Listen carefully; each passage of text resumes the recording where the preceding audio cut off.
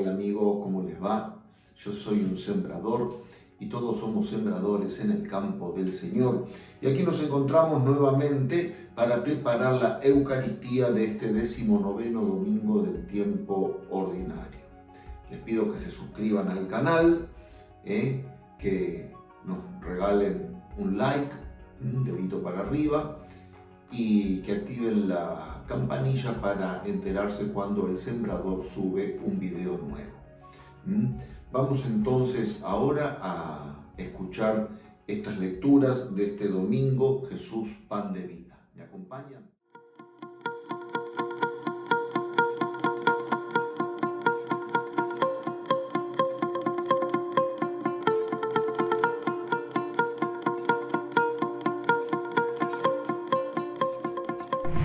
La primera lectura está tomada del primer libro de los Reyes.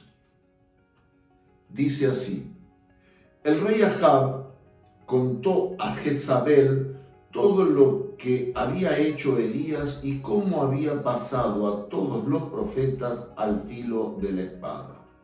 Jezabel envió entonces un mensajero a Elías para decirle: que los dioses me castiguen si mañana a la misma hora yo no hago con tu vida lo que tú hiciste con la de ellos. Él tuvo miedo y partió enseguida para salvar su vida. Llegó a Berseba de Judá y dejó allí a su sirviente. Luego Elías caminó un día entero por el desierto y al final se sentó bajo una retama. Entonces se deseó la muerte y exclamó: basta ya, Señor, quítame la vida, porque no valgo más que mis padres. Se acostó y se quedó dormido bajo la retama. Pero un ángel lo tocó y le dijo: levántate, come.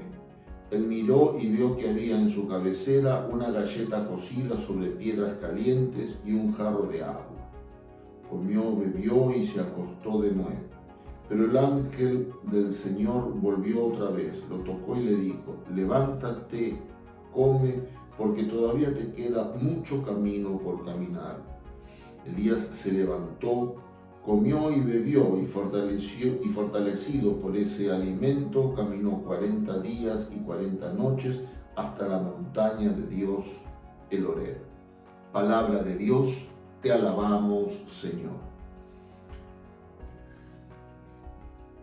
El profeta Elías, que representa la voluntad de Dios, pero desde un punto de vista vengativo y justiciero, igual es un hombre que se caracteriza por su vida de santidad, pero sin embargo Dios aprueba que el profeta haya asesinado a los profetas de Baal. Por eso que la reina Jezabel lo va a buscar para quererlo asesinar a él también por haber matado a los profetas del culto de Baal. Y pues siempre está, ¿no es cierto?, la controversia entre Yahvé, el Dios de Israel, y el Dios pagano Baal. No vamos a hacer tanta historia del profeta Elías. Y el caso es que Jezabel lo va a buscar para asesinarlo. Entonces el profeta huye, se esconde, camina, entra como en un desánimo, se desea la muerte, pero el Señor a través de su ángel lo anima a continuar el camino y le da un alimento que lo fortalece. Aquí estaría el núcleo, no en el asesinato de los profetas, sino el núcleo central de que nos volvemos a encontrar con un Dios que proporciona un alimento para poder continuar en el camino, como lo veníamos viendo los domingos anteriores. El domingo anterior, acuérdense que se hablaba del maná que caía en forma de lluvia, y los hebreos a la mañana encontraban ese pan que los alimentaba y los animaba a seguir por el desierto. Y acá el profeta es animado a salir de lo que diríamos modernamente de la depresión, ¿sí?, a comer el alimento que Dios le proporcionaba, que era este pan y este jarro de agua. Comió, bebió, se acostó de nuevo, como que le cuesta salir al profeta, pero Dios no se da por vencido y le envía otra vez al ángel, levántate, come porque todavía te queda mucho por caminar. Levántate y come porque todavía te queda mucho por caminar. Elías se levantó, comió y fortalecido por ese alimento, acá marca, ¿no? Dice por ese alimento, o sea, por el alimento que Yahvé le está dando, caminó 40 días y 40 noches hasta la montaña de Dios, el Horeb, hasta que llegó al Horeb. Vamos a pasar ahora al Salmo responsorial. Gusten y vean qué bueno es el Señor. Bendeciré al Señor en todo tiempo, su alabanza estará siempre en mis labios. Mi alma se gloría en el Señor, que lo oigan los humildes y se alegren. Glorifiquen conmigo al Señor, alabemos su nombre todos juntos. Busqué al Señor, Él me respondió y me libró de todos mis temores. Miren hacia Él y quedarán resplandecientes y sus rostros no se avergonzarán. Este pobre hombre invocó al Señor, Él lo escuchó y lo salvó de sus angustias. El ángel del Señor acampa en torno de sus fieles y los libra. Gusten y vean qué bueno es el Señor, felices los que en Él se refugian. Salmo es una respuesta a la primera lectura. El pobre hombre invocó al Señor, lo escuchó y lo salvó de su angustia, así como el Señor lo libró al profeta Elías de la angustia, como veíamos en la primera lectura, y lo anima a seguir adelante. Y es el Señor que a través de su ángel va conduciendo al hombre, por el camino de esta vida. Bien, vamos a la segunda lectura de la carta a los Efesios. Seguimos con la carta a los Efesios. Hermanos, no entristezcan al Espíritu Santo de Dios, que los ha marcado con un sello para el día de la redención. Eviten la amargura, los arrebatos, la ira, los gritos, los insultos y toda clase de maldad.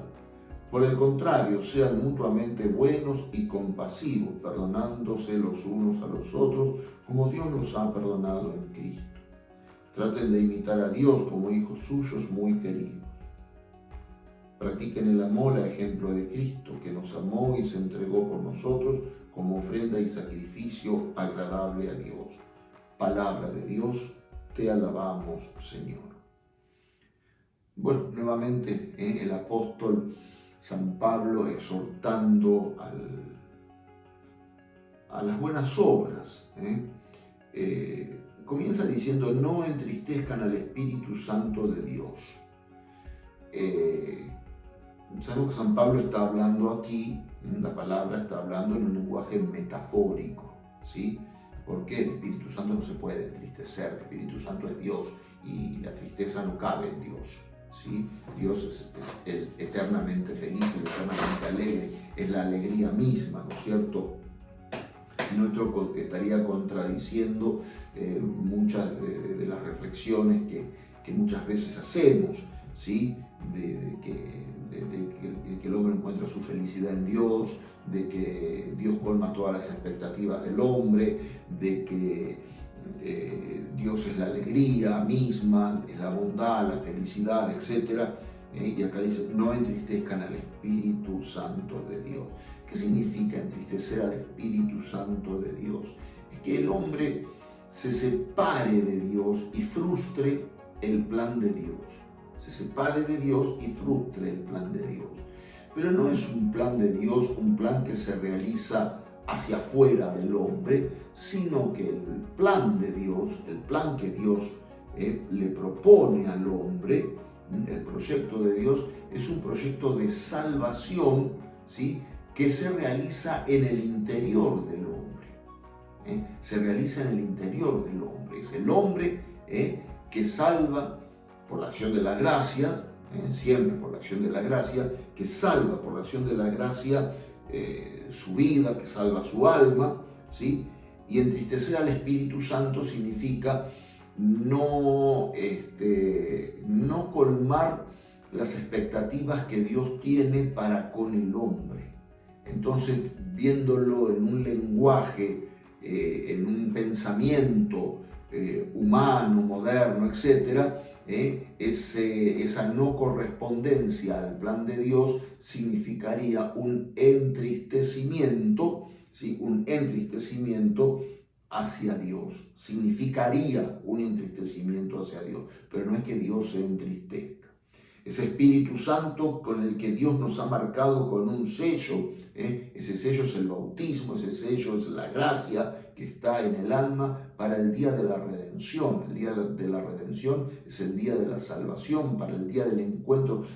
O sea, esto tiene una dimensión escatológica, es decir, para el día del encuentro definitivo con el Señor. Ese sello, esa marca que el hombre lleva en su ser, que lo hace ontológicamente otro, distinto, porque no es lo mismo el hombre bautizado que el hombre no bautizado. Esencialmente, ontológicamente, el hombre cambia, como que se transubstancia, tratando de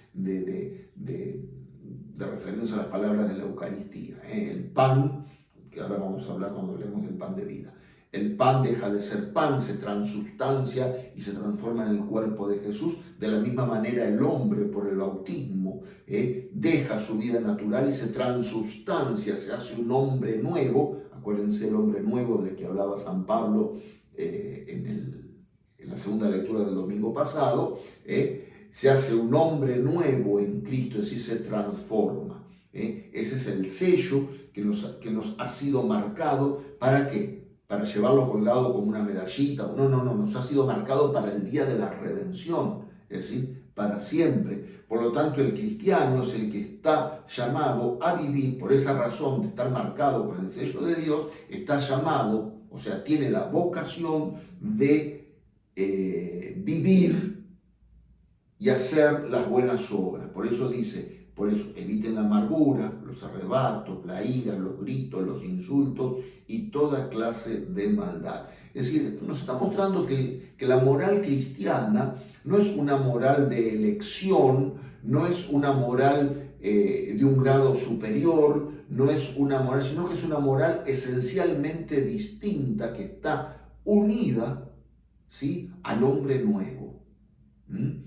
Yo los invito, yo creo que ya vamos a terminar con la carta a los Efesios, me parece, a ver, no, va a seguir, sí, pero yo los invito a que relean estos capítulos de Efesios para reflexionar interiormente sobre ese concepto de hombre nuevo, de hombre viejo, en qué medida yo vivo renovado por esa gracia y en qué medida vivo esa moral concomitante con la que fui marcado, con la que fui transubstanciado, ya no para una vida natural, sino para una vida sobrenatural. Acuérdense también, el domingo pasado creo que decía a los Efesios, no se dejen llevar por la frivolidad como los paganos. Paganos son los que viven una vida puramente natural. El cristiano es el que vive una vida sobrenatural. ¿Por qué? Porque está llamado por vocación y marcado con el sello del bautismo. Por eso, traten de imitar a Dios. Fíjense que el apóstol inclusive es consciente de la debilidad humana. Traten de imitar, no dice imiten a Dios, no dice imiten a Dios como hijos suyos muy queridos, sino que dice traten de imitar a Dios. Es decir, el cristiano es aquel que trata de vivir su moral tratando de superarse día a día, tratando de imitar. Yo esto siempre lo digo referido al amor, ¿no es cierto? El amor de Dios que se derrama sobre nosotros es un amor infinito, que el hombre de ninguna manera, por más actos buenos que haga, podrá reproducir de ninguna forma. Sin embargo, traten de vivir en el amor, traten de imitar a Dios, practiquen el amor a ejemplo de Cristo. A ejemplo de Cristo. Él nos amó y se entregó por nosotros como ofrenda y sacrificio agradable a Dios. Todo esto condice con ese sello del que habla al comienzo la lectura, ese sello que fuimos marcados para el día de la redención. El Evangelio está tomado según San Juan, ¿sí? La continuación del domingo pasado. Seguimos con el discurso del pan de vida. Dice, los judíos murmuraban de Jesús porque había dicho, yo soy el pan bajado del cielo. Y decían, ¿acaso este no es Jesús, el hijo de José? Nosotros conocemos a su padre y a su madre. ¿Cómo puede decir ahora, yo he bajado del cielo? Jesús tomó la palabra y les dijo, no murmuren entre ustedes, nadie puede venir a mí si no lo atrae el Padre que me envió, y yo lo resucitaré en el último día. Está escrito en el libro de los profetas, todos serán instruidos por Dios. Todo el que oyó al Padre y recibe su enseñanza viene a mí. Nadie ha visto nunca al Padre sino el que viene de Dios. Solo Él ha visto al Padre. Les aseguro que el que cree tiene vida eterna. Yo soy el pan de vida. Sus padres en el desierto comieron el maná y murieron. Pero este es el pan que desciende del cielo, para aquel que lo coma no muera. Yo soy el pan vivo bajado del cielo. El que coma de este pan vivirá eternamente, y el pan que yo daré es mi carne para la vida del mundo. Palabra del Señor, gloria a ti, Señor Jesús. Como habrán notado, este discurso del pan de vida se va haciendo cada vez más enfático, ¿sí? Cada vez más enfático, en el sentido de que es esencialmente eucarístico. Pero vamos por parte. Comienza otra vez cuestionando a Jesús. ¿Acaso no es que había una parte acá que me causa un poco de gracia? Lo voy a comentar. Dice, ¿acaso no es Jesús el hijo de José? Nosotros conocemos a su padre y a su madre. ¿Cómo puede decir ahora yo he bajado del cielo? Se ve que a su madre no la conocían mucho. Porque la primer testigo de que Jesús bajó del cielo es María. Entonces no conocían mucho a María. No conocían mucho a la madre de Jesús. Nosotros conocemos a su madre. ¿Cómo puede decir ha bajado del cielo? Se ve que habían hablado poco con María. Se ve que María les había contado poco. No habían hablado mucho ellos. No sé cómo pasó la cosa. Pero si hubieran conocido de verdad a María, no hubieran hecho esta pregunta. Si hubieran conocido de verdad a María, no hubieran hecho esta pregunta. Nosotros conocemos a su padre y a su madre. ¿Cómo puede decir yo he bajado del cielo? El primer testigo por excelencia que sabe que Jesús ha bajado del cielo, es María, porque bajó a su seno purísimo, bajó a su vientre inmaculado. Bien, y Jesús sigue enseñando, y acá viene la parte más profunda, más meditativa. Primero, les habla de una inspiración. Jesús habla de una inspiración, es decir, todo lo que nosotros podemos conocer de Jesús es porque Dios nos lo revela. El capítulo 16 de San Mateo, cuando Jesús le dice a Pedro, primero Pedro le dice a Jesús, tú eres el Mesías, el Hijo del Dios vivo. Feliz de ti, Simón, hijo de Jonás, esto no te lo ha revelado ni la carne ni la sangre, sino mi Padre que está en el cielo. Es decir, reconocer a Jesús como el Mesías, reconocer a Jesús como el Hijo de Dios, no es esto nunca, esto préndanselo para siempre. Reconocer a Jesús como verdadero Dios, como Hijo de Dios, no es una elucubración de la inteligencia humana, sino que esto es revelación de Dios en el corazón del hombre. Por eso que le dice a Pedro, feliz de ti, Simón, hijo de Jonás, esto no te lo reveló ni la carne ni la sangre, es decir, esto no es sabiduría humana, esto te lo reveló mi Padre que está en el cielo. Y acá, en cierto modo, se repite, nadie puede venir a mí si no lo atrae el Padre que me envió. Está escrito en el libro de los profetas, todos serán instruidos por Dios, todo el que oyó al Padre recibe su enseñanza, viene a mí. Es decir, no se puede aceptar de ninguna manera a Jesús como Salvador si uno no se deja inspirar por Dios. Si uno no se deja inspirar por Dios. Y comienza Jesús a hablar de su preexistencia como segunda persona, no en el sentido humano, ¿no es cierto? Sabemos que Como dice San Pablo a los Gálatas, llegado el tiempo establecido, Dios envió a su Hijo nacido de una mujer y sujeto a la ley. Acá dice, nadie ha visto nunca al Padre sino el que viene de Dios. Solo Él ha visto al Padre. Jesús está hablando de su preexistencia como Hijo eterno del Padre, como segunda persona de la Santísima Trinidad. Sí, vengo de Dios, soy de Dios. Nadie ha visto nunca al Padre. Jesús habla del Padre. Hablar del Padre es muy nuevo para los judíos, ¿no? Que considerar a Dios como Padre en el sentido personal.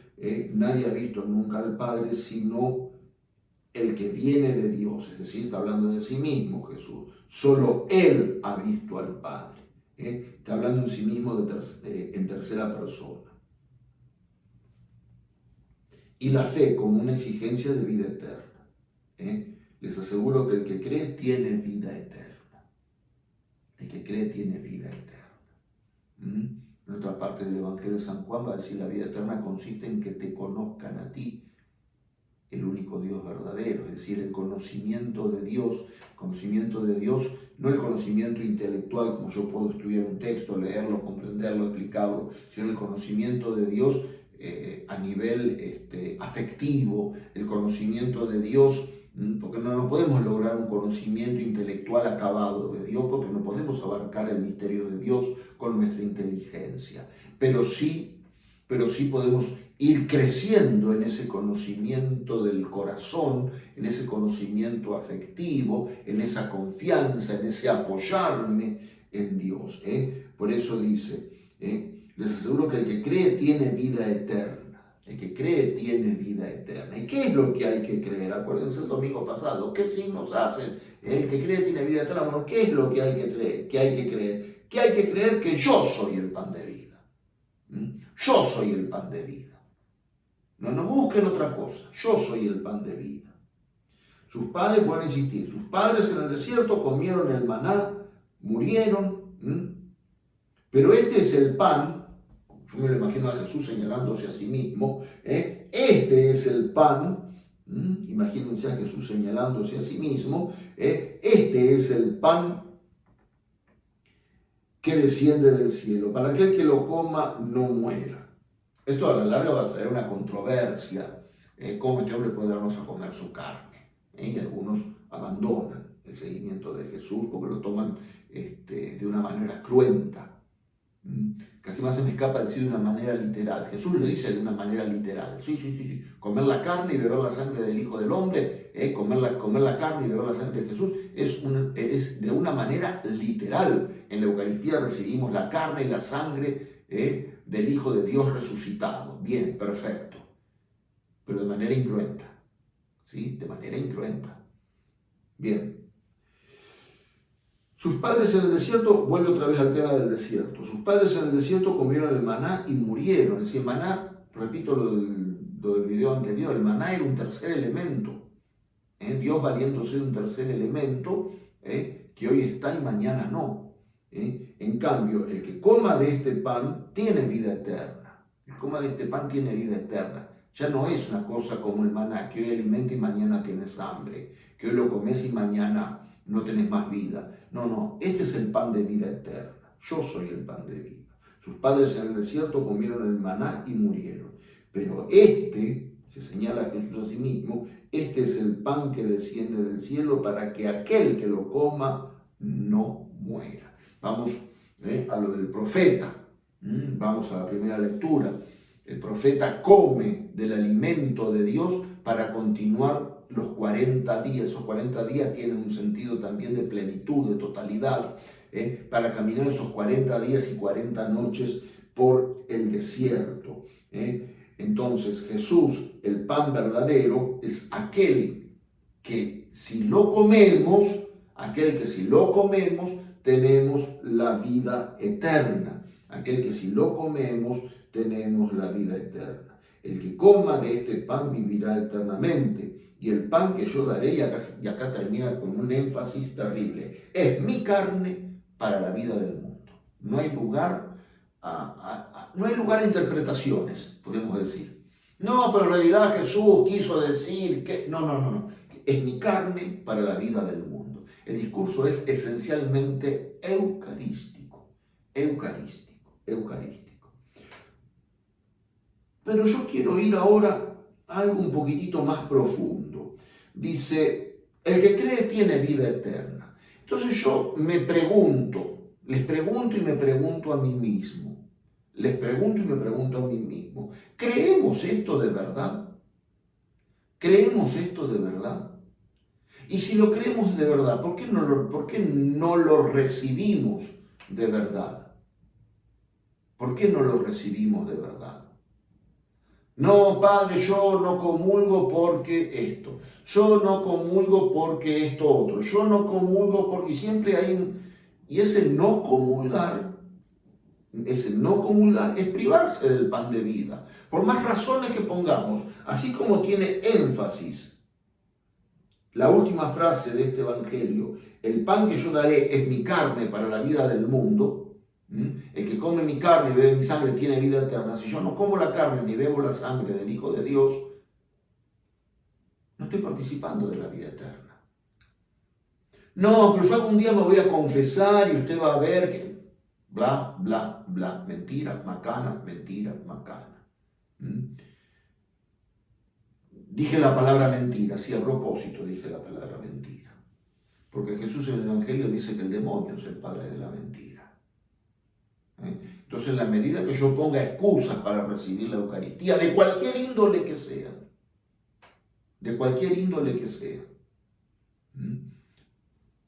estoy asociándome a la mentira de Satanás. Estoy pactando con el padre de la mentira, porque estoy diciendo una mentira que me la estoy creyendo a mí mismo y no estoy recibiendo a Jesucristo. Entonces, ¿qué es lo que tengo? O sea, a mí se me ocurre esta imagen, ¿no es cierto? Dar el salto. ¿Vieron como los atletas que hacen el salto ese con... la jabalina, la que se tira, la galocha, creo que se llama, que se clava y pega el salto por arriba yo me imagino que tiene que ser una actitud así para recibir la Eucaristía, vencer todos los obstáculos, pegar el salto y de alguna manera siempre llegar a Jesús Eucaristía. Todo impedimento. A ver, todo impedimento que uno se autogestione para no comulgar es una victoria que se le da al demonio. No sé, a lo mejor tengo problemas por decir esto, alguno me va a criticar. Escriban en los comentarios a ver qué les parece esto. No, porque ahora como es en la mano y yo la Eucaristía con la mano no la toco, entonces me quedo en mi lugar y hago la comunión espiritual. No comiste el pan de vida. La iglesia te está autorizando a comulgar en la mano porque la iglesia tiene autoridad para eso. No lo tienen las revelaciones privadas. ¿En qué medida una revelación privada está favoreciendo la espiritualidad si no te deja comulgar? Y porque ahora por la pandemia, como se da la comunión en la mano, entonces yo no comulgo. Es muy grave eso. San Pablo dice, todo tengo por desperdicio después con tal de ganar a Cristo. Todo lo tengo por desperdicio, no me acuerdo bien exactamente literal la frase. Con tal de ganar a Cristo. Siempre con tal de ganar a Cristo. Y si tengo que comulgar en la mano, con tal de ganar a Cristo, comulgar en la mano. Con tal de ganar a Cristo. Con tal de recibir la Eucaristía. No, porque fulanito se le apareció no sé quién y le dijo que el que toca la Eucaristía con la mano le pasa esto, le pasa... No, o sea, yo sé muchas versiones, pero no quiero entrar en ninguna para no herir susceptibilidades. Pero que tal revelación cuando se apareció le dijo, mi cuerpo es ultrajado porque es manoseado. A ver, lo único que ultraja a Jesús es el sacrilegio, la falta de respeto, el sacrilegio directo, es decir, profanar un sagrario, pisotear la Eucaristía, secuestrar la Eucaristía con fines de culto satánico, etcétera, etcétera. Eso sí, ni pensar en la mente de un cristiano, ni pensarlo. ¿Eh? Pero después, porque yo reciba a Jesús en la mano, no estoy ultrajando a nadie. Pero las manos del sacerdote están consagradas, sí, porque el sacerdote porque consagra la Eucaristía, pero si hoy la Iglesia abrió el tema a que los laicos también puedan tocar la Eucaristía con la mano, ¿cuál es el problema? Lo que ates en el cielo, lo que ates en la tierra quedará atado en el cielo, le dice Jesús a Pedro y también se lo dice a los discípulos. O sea que la Iglesia tiene autoridad, no una revelación privada que por ahí aparezca y diga cualquier otra cosa y yo me la crea. No, está contradiciendo el Evangelio. Y todas las veces que vos no comulgues poniendo excusas, no digo por pecado grave. Si es por pecado grave, está muy bien que no comulgues y que trates de solucionar tu diferencia con el Señor en el sacramento de la reconciliación para poder acercarte a la Eucaristía. Es verdad. Pero todas las veces que yo ponga razonamientos, por más espiritualoides que me parezcan, por más piadosos que me parezcan, y que esos razonamientos me impidan a mí recibir la Eucaristía, estoy dándole, ¿cómo puedo decir? Estoy dándole la victoria a Satanás, porque Satanás no quiere que comulgue. Entonces se disfraza, es un lobo que se disfraza de oveja para hacerte creer que algo es muy piadoso, de lo cual vos no sos digno. Hubo una herejía en la iglesia que se llamaba jansenismo, Pascal, Port-Royal, toda esa corriente jansenista en Francia, que hablaba de la indignidad del hombre para acercarse a los sacramentos. Entonces, el mejor culto a Dios que se le podía dar era no recibir la Eucaristía, porque como no era digno, entonces estoy dando gloria a Dios no recibiendo la Eucaristía porque yo no soy digno. No. El que come mi carne y bebe mi sangre tiene vida eterna. Jesús es sencillo, es enfático, nos dice directo las cosas. En ninguna parte del Evangelio dice, ay, cuidado con aquel que toque, que no sea un discípulo. No dice nada. No dice nada. La única que pone normativas para la comunión es la Iglesia. Es la Iglesia en la persona del Papa, de los obispos y de los sacerdotes. Todo lo demás, como dicen, es papel pintado. No tiene nada. Me atrevo a decir que es mentira. Son mentiras del demonio para que vos no comulgues. Pensarlo. No hay profanación, no hay ultrajes. Siempre enseñamos cómo se debe tratar la Eucaristía cuando se la toca con la mano. Las manos libres, las manos limpias, la buena disposición, el buen trato a la Eucaristía. Ya hay un video que tengo bastante largo de la comunión en tiempo de pandemia, cuando empezamos con todo este tema de la comunión en la mano. Yo tengo por todos los medios que llegar a Jesús pan de vida, alimentarme con el Jesús pan de vida, y no suspender la comunión por estos tipos de principios que acabo de decir, suspenderla por tonterías muchas veces. Ay, padre, estaba tan enojado que no comulgué. ¿Y desde cuándo enojarse es pecado? El pecado es la violencia. El pecado es no contener el enojo. El enojo es una reacción natural del hombre. Yo no sé el medio que me enojé cuando dije. Yo no sé el medio que me enojé cuando dije estas cosas.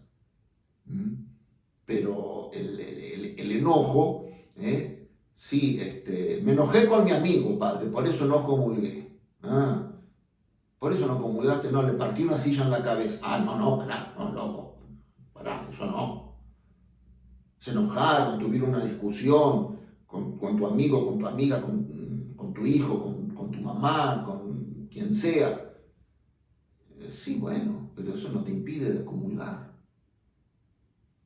Otra cosa que he escuchado, estaba tan triste que no quise comulgar. Es decir, en ningún momento la Iglesia nos dice que tenemos que estar excelentemente bien de ánimo y de espíritu para comulgar.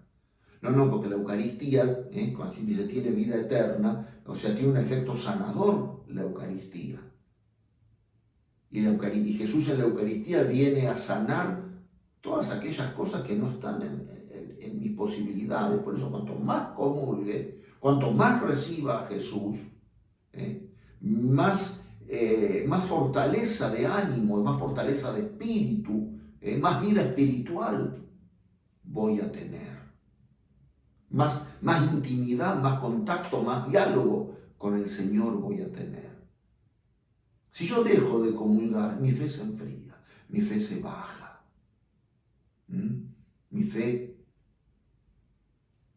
se hace agua, qué sé yo, por decir cualquier cosa. Es como el que edifica la casa sobre arena. Hace poco en la costa argentina pasó que fue noticia que una casa, me hizo acordar el pasaje del Evangelio, que una casa socavada por el mar y la creciente se cayó, se mostró en la televisión, no sé, los que puedan ver el video en otro país, a lo mejor no conocen este caso. Entonces eso me hizo acordar mucho el Evangelio, el que edifica la casa sobre arena. Entonces si vos no comulgás, la casa se te derrumba, la casa espiritual, que es tu vida interior, se te derrumba. A veces tenés algún impedimento moral para comulgar, bueno, tratar de solucionarlo en la medida que puedes hacer la comunión espiritual, expresarle a Jesús que tenés el deseo de recibirlo, pero que por ahora por un motivo serio no podés hacerlo. Pero siempre para comulgar o para suspender la comunión, el consejo es consultarlo con tu párroco, consultarlo con tu sacerdote, que para eso está en la parroquia, para eso se formó. No estar leyendo libros ni cosas que me produzcan confusiones de tipo espiritual, o aferrarme a cosas espirituales que la Iglesia no ha aprobado de ninguna manera todavía y vaya a saber si las aprobará. Así que bueno, yo me he extendido mucho ya con esta reflexión. Espero que podamos disfrutar de la Eucaristía de este domingo y que este Evangelio nos lleve a enamorarnos más de Jesús Eucaristía. Nos estamos viendo, si Dios quiere, para el próximo video. Que Dios los bendiga a todos. Nos vemos. Chau, chau.